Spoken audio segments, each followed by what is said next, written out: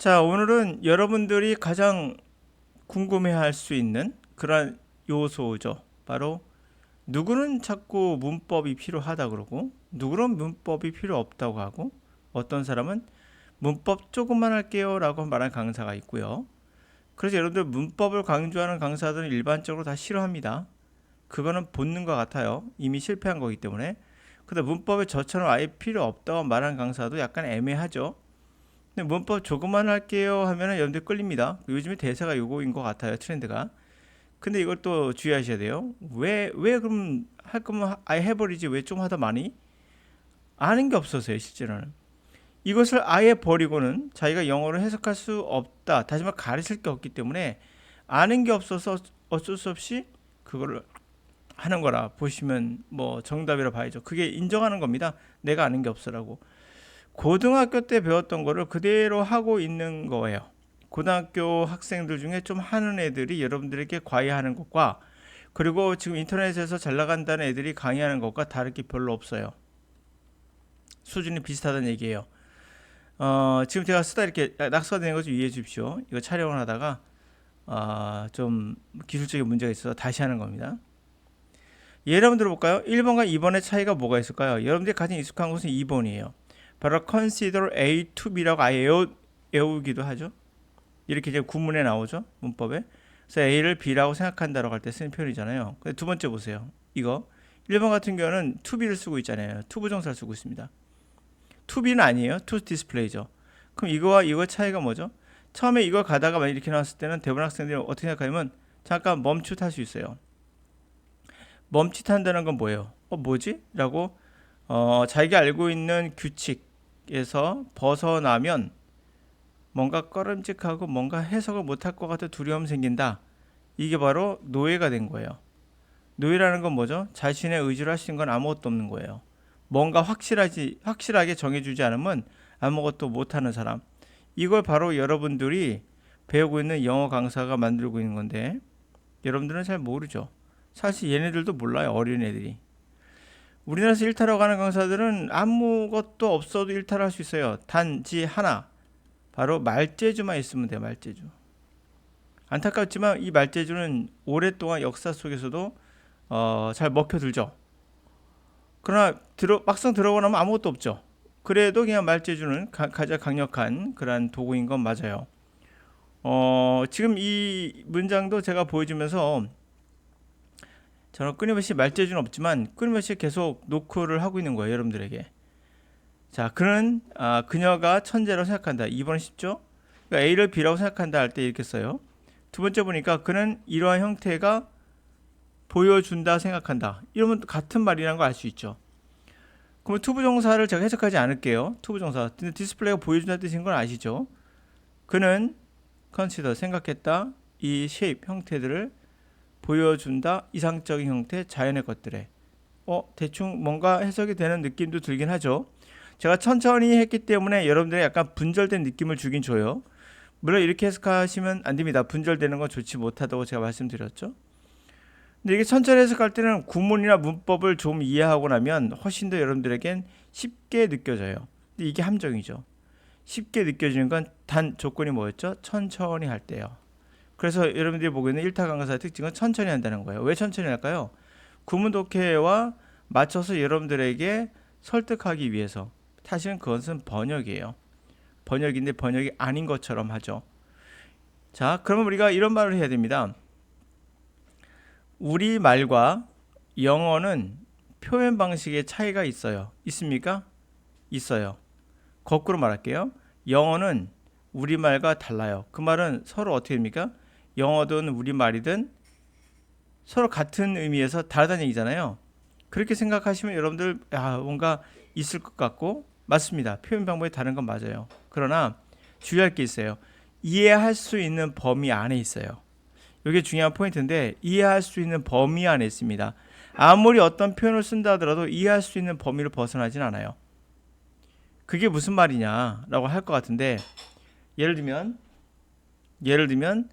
여러분들이 이제 이런 말 있죠. 더 스토리.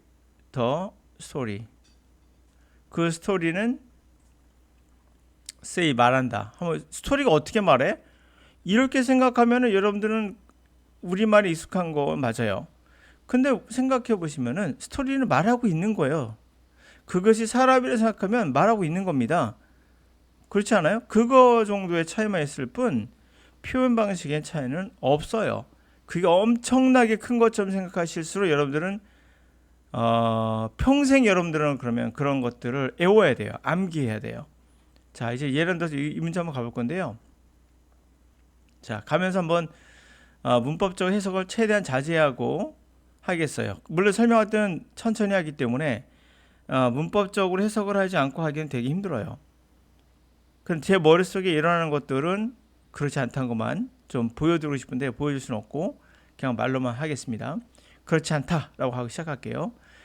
In artistic creation, the example of a work of post-impressionist painter Paul Cézanne demonstrates the difference between combination or merger and developmental integration. 예술적인 창조성에서 그러한 좋은 예, 후기 인상주의의 화가인 폴 세잔의 작품이 뭐를 입증했다? 그 차이. 컨비네이션 머저. 컨비네이션 피자 생각하시면 되겠죠? 이것저것 조합하거나 또는 합병하거나 그것과 그다음 인테그레이션 통합의 전개 이런 거에 차이를 보여줬다. Cezanne is often considered artist whose work launched the artist era, widely designated as modern art. 세잔은 흔히들 뭐라고 생각되냐면 예술가로서 예술가의 작품이 바로 예술의 시대를 런칭시켰다는 거예요. 이건 모던 아트, 근대 예술의 시대라고 하는 거죠. comprising styles, 결국엔 그 모던 아트는 comprising style 그리고 artwork 작품들, 피카소나 브렉드러, 마티스 and many others 이런 사람들의 스타일과 그 다음에 예술품들을 조합을 한 거죠. 구성을 하고 있습니다. He brought to all the impressionist style of painting in which form was dissolved into the light and color together with the form as constructed and structural. 그런 초기의 인상주의지 화가 인상주의 임프레셔니스트 초기 인상주의 스타일의 페인팅을 가져왔고 그 속에서 형태는 바로 디자우 분해가 돼서 색깔과 빛으로 바뀝니다. 그리고 다시 통합이 돼서 형태로서 구성되거나 구조적 형태로서 다시 되어집니다. 합쳐지죠. These French painters at the end of the 19th and the beginning of the 20th centuries producing a new artist mode within a movement known as post-impressionism. 이 프랑스 화가는 19세기하고 20세기에 생산하는데요. 새로운 예술 모드 방식을 생산하고 했어요. 그래서 모든 움직임으로 그리고 후기 인상주의로 알려진 움직임으로. 자, 이랬을 때 제가 의도적으로 이걸 ing를 바꿔놓은 거거든요. 원래는 프로듀스라는 동사여야 해요. 원래 이겁니다. 이 프랑스 화가가 인부터 여기까지가 가로에 집어넣으면 얘가 주어가 얘가 동사라는 걸 알 수가 있거든요. 근데 ing를 쓴다 하더라도 우리가 뭔가 차이를 못 느꼈을 거예요. 저는 못 느낍니다. 거의. 어느 정도 느낌으로 오죠. 이거 동사 같은데 느낌으로 오지만 빠르게 해석했을 때는 이것의 차이를 거의 못 느껴요. 그 정도로 여러분들은 이 문법적인 형태보다도 이것이 동사의 의미를 갖고 있다는 것을 더 중요시 여기게 돼야 됩니다. 이 프랑스 화가는 생산했다는 거죠. 새로운 예술의 모드를요. 이렇게. 자, 그래서 말로 설명하기는 되게 힘들군요. 그래서 여러분들이 잘 속는 거예요. 말로 잘 설명하는 사람들을 좋아하거든요. 이해합니다. 저도 그렇거든요. 전 그래서 꽤나 유튜브나 기타 등등에서 철학자들 중에 철학자도 있고 우리는 유튜버들 있죠. 철학 유튜버도 있고 이들이 말할 때마다 저는 한편으로 이렇게 생각합니다. 너가 날 너무 쉽게 설명해 주는구나. 너 모든 거 다 줄여버리고 그냥 어떠한 뭐랄까 좀 비유적 표현으로 비유는 가짜입니다. 진짜일 수 없어요. 어떤 거를 아주 쉽게 나를 콕 찔러가지고 시원하게 해준 거구나. 그러나 진실은 그렇게 오지 않아 라고 저는 생각해요. 그들이 말할 때마다 때로 유치하기도 합니다. 유튜브의 철학 유튜버라는 애들을 보면은 그냥 자기의 생각은 없고 그들의 생각 그대로 가져와서 우리 생활에 접목시키는 거 보면 유치하기 짝이 없어요. 물론 그건 필요합니다. 그런 지식이 필요해요. 필요한데 제가 또 다른 걸로 빠졌군요. 하여튼 그렇게 쉽게 설명할수록 저는 그 사람을 의심합니다. 그렇게 쉽게 우리 세상이 됐다면 우리는 이미 2000년 전에 아리스토텔레스는 세상을 다 알았어야 돼요. 지금 와 보니까 그들 중에 아는 사람은 단 한 명도 없잖아요. 누가 소크라테스를 세상의 현자라고 말합니까? 이 사람 현자 아니에요. 세상에 아는 거 거의 없었어요. 인간의 삶에 관해서는 부처나 소크라테스나 뭐 예수나 이분들은 많이 알지 모르나 실제는 인간의 삶이 아니라 우리가 눈에 보이는 것들을 분석했을 뿐이에요. 과학은 그렇게 되어 있지 않죠? 그러나 과학은 진실을 우리에게 보여줬어요. 인간은 그 정도 급은 아닌 것 같다. 그래서 가보자. His work was functionally separate from the same time connected with the Impressionists. 그의 작품은 기능적으로 분리되어 있고 동시에 인상주의와 연결되어 있습니다. He painted their favorite types of bright land seascapes and ordinary household scenes, emphasized strong geometry, underpinnings and shapes. 그는 아주 favorite, 사람들이 그런 favorite, 가장 좋아하는 인상주의자들이 가장 좋아하는 타입의 밝은 땅, 그 다음에 바다 풍경, 보통의 가정의 어떤 장면들 그런 것들을 그렸고요. 그리고 강력한 기하학적인 토대와 형태를 강조했습니다. He considered these shapes to display ideal forms in natural things. 그는 이러한 형태를 바로 디스플레이한다고 생각했던 거죠. 이런 형태가 이상적인 형태의 자연의 것들을 묘사한다고 생각했던 거예요. In his new mode, in paintings such as the Bathers, colors, hues, and lighting, geometric shapes and textures were integrated into the whole. Into a whole. 자, 그의 새로운 방식으로는 새로운 방식으로 그림에서 모욕하는 사람들이랑 그림에서 컬러와 색조와 그 어떤 조명과 기하학적 형태와 그다음에 질감 이런 것들이 통합돼서 하나가 됐어요. These artistic creations inspired the work of modernists and many generations of artists after him. 이런 예술적인 창조물들이 결국에는 예술작품, 모더니스트들의 예술작품에 영향을 미쳤고, 그리고 많은 예술의 그 작가들, 많은 세대의 예술가들에게 영향을 미쳤다. 그 이후에 나온 작가들에게. 자, 이렇게 한번 해석을 해봤는데요. 제가 말하는 속도보다 제 머릿속에서 해석하는 속도는 한 10배는 빨라요. 분명. 이것도 훨씬 빠릅니다. 근데 지금 제가 말로 표현하다 보니까 느려져요. 그러면 정리를 해야죠.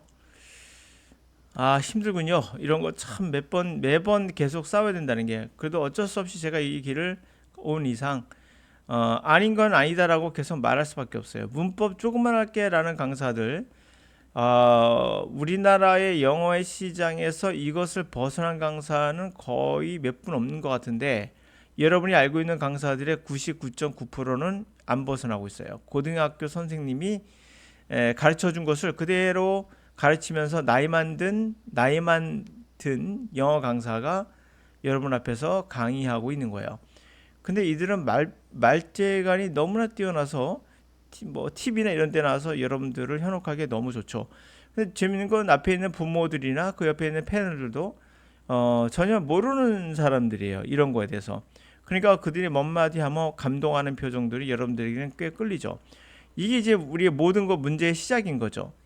누차 말씀드렸지만은 세계적인 악마라 말할 수 있는 정치인을 누가 뽑았습니까? 투표로 뽑았습니다.